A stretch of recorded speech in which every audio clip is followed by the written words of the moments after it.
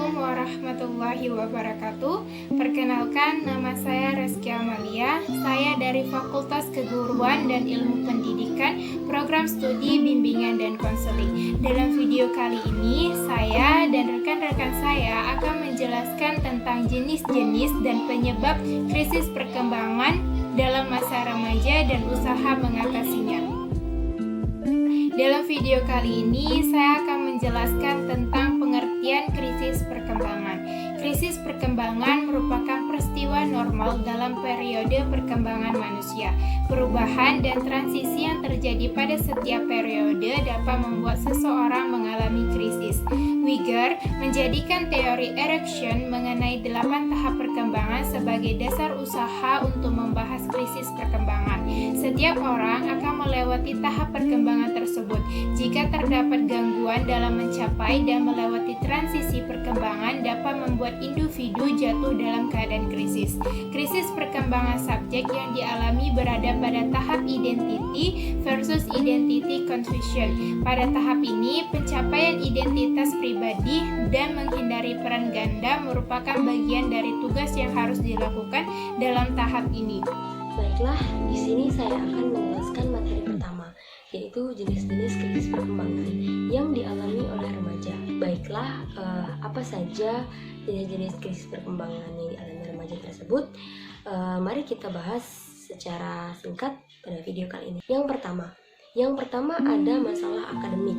Masalah akademik ini kerap sekali muncul pada remaja, misalnya yang tengah lulus dari bangku SMP dan akan melanjutkan ke bangku SMA. Terkadang ada sebagian remaja yang disudutkan pada dua pilihan. Terkadang orang tuanya menginginkan dia untuk melanjutkan ke sekolah menengah kejuruan atau SMK. Namun di satu sisi dirinya sendiri ingin melanjutkan ke jenjang SMA.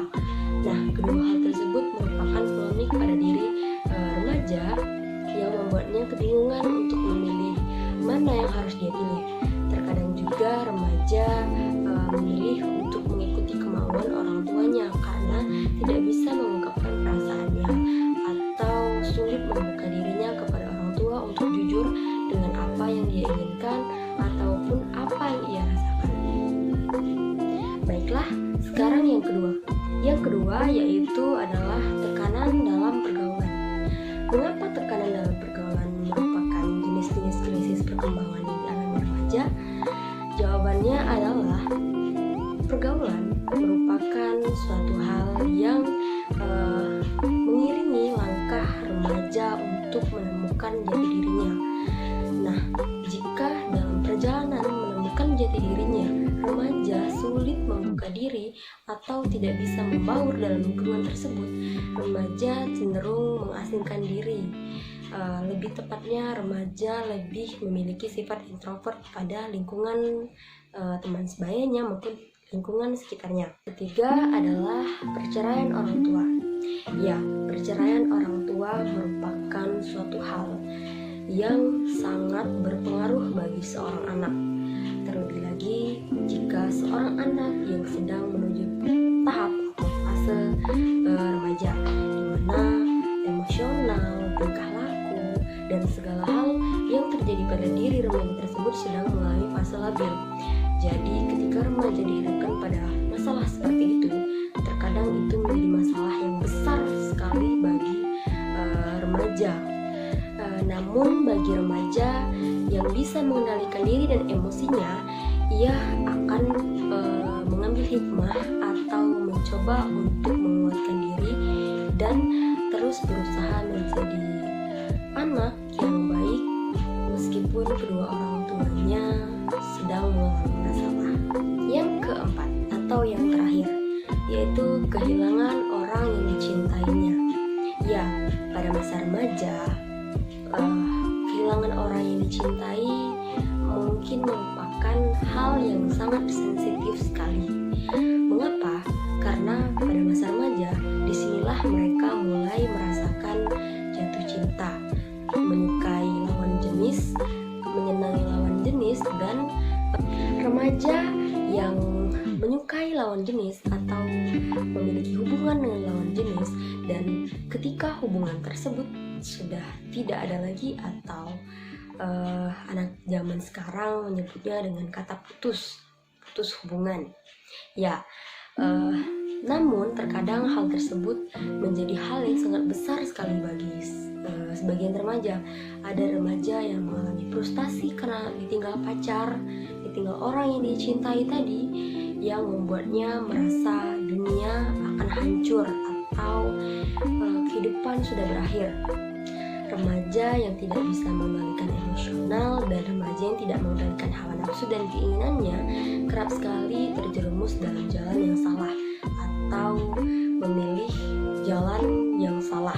Seringkali remaja yang sering kita temui memiliki masalah seperti itu sering mengunci diri atau menutup diri, lebih tepatnya bahasa gaul pada zaman sekarang yaitu galau.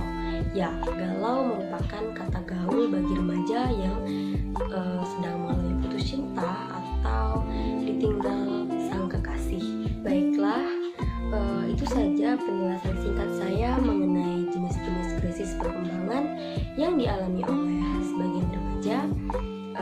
Sekian, terima kasih. Baiklah, di sini saya akan menjelaskan materi poin kedua, yaitu mengenai faktor-faktor penyebab terjadinya krisis perkembangan pada remaja. Terbagi menjadi dua faktor, yaitu faktor internal individu dan faktor eksternal atau lingkungan.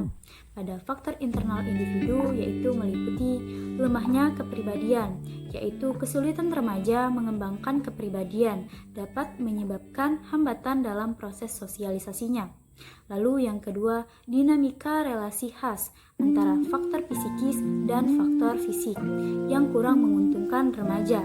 Misalnya, seperti memiliki badan terlalu gemuk atau kurus, memiliki sikap tertutup dan teman yang terbatas.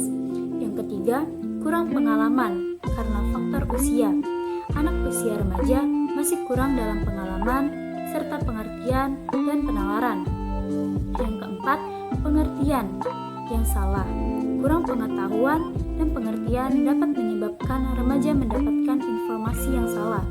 Yang kelima, kurang religius.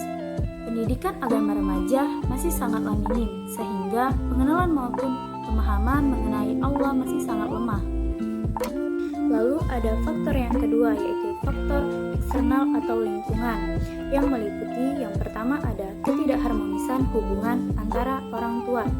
Konflik-konflik yang terjadi dalam keluarga dapat berpengaruh terhadap keharmonisan hubungan, tidak hanya terhadap orang tua dan remaja saja.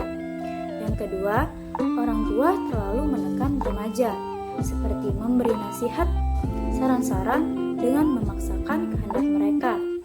Yang ketiga, perselisihan antara saudara yang dapat menimbulkan perilaku yang menyimpang.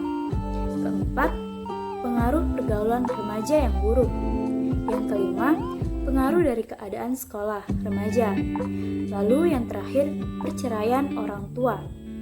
Perceraian orang tua dapat menyebabkan remaja sulit menyesuaikan diri, mulai dari berperilaku, kemudian dalam kesulitan belajar, dan masih banyak hal yang lainnya. Itu tadi penjelasan mengenai faktor-faktor penyebab terjadinya krisis perkembangan pada remaja. Sekian, terima kasih. Baiklah, di sini saya akan menjelaskan tentang usaha-usaha yang dapat dilakukan untuk mengatasi terjadinya krisis perkembangan. 1. Bantu anak untuk menentukan hal yang ia suka. 2. Berikan pertanyaan dibanding tuntutan. 3. Biasakan untuk